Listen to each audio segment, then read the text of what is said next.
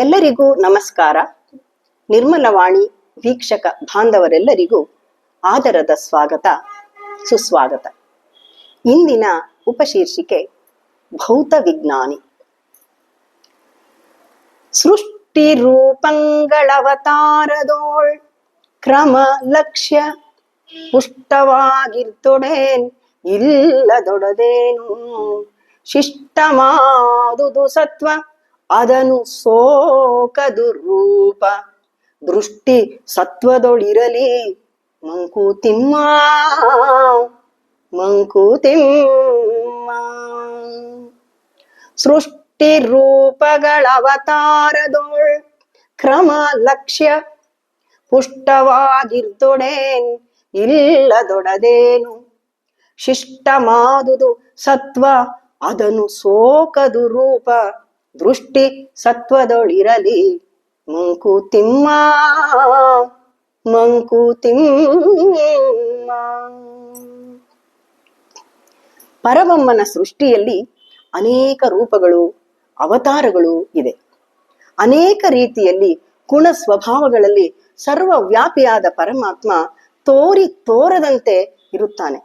ನಮ್ಮ ಮನಸ್ಸು ರೂಪಾವತಾರಗಳಿಗೆ ಮಾರು ಹೋಗದೆ ಶಿಷ್ಟವಾದ ಶುದ್ಧವಾದ ಸತ್ವದೊಳಗೆ ಇದ್ದರೆ ಮಾಯಾ ರೂಪಗಳ ಸೋಂಕು ಉಂಟಾಗದು. ನಮ್ಮ ದೃಷ್ಟಿ ಸತ್ವದಲ್ಲಿ ಇರಲಿ. ಇಲ್ಲಿ ಯಾವುದೇ ಕ್ರಮವಾಗಲಿ ಲಕ್ಷ್ಯವಾಗಲಿ ಬೇಕಿಲ್ಲ. ನಮ್ಮ ಒಳನೋಟ ನಿರಂತರ ಸತ್ವದೊಳಗೆ ಇರಬೇಕು ಎನ್ನುವ ಭಾವ.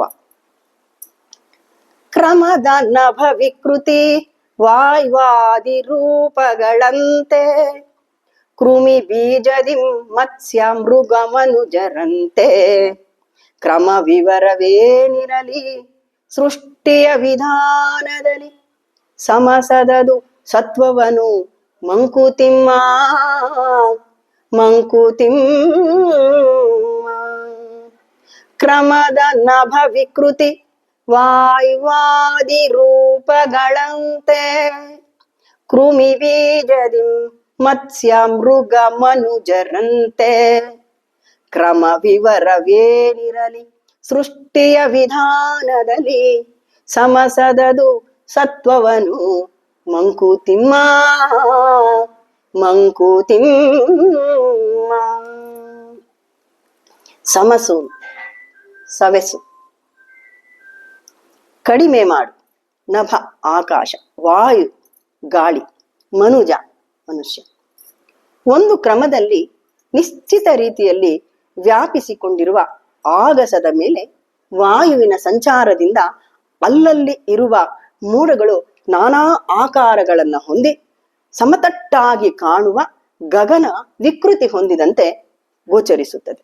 ಅತ್ಯಂತ ಚಿಕ್ಕ ಕೃಮಿಯಂತೆ ಜೀವ ವಿಕಾಸ ಹೊಂದಿ ಮೀನು ಮೃಗ ಮನುಷ್ಯರ ಆಕೃತಿಗಳನ್ನು ಧರಿಸಿ ಮೆರೆದಿದ್ದಾನೆ.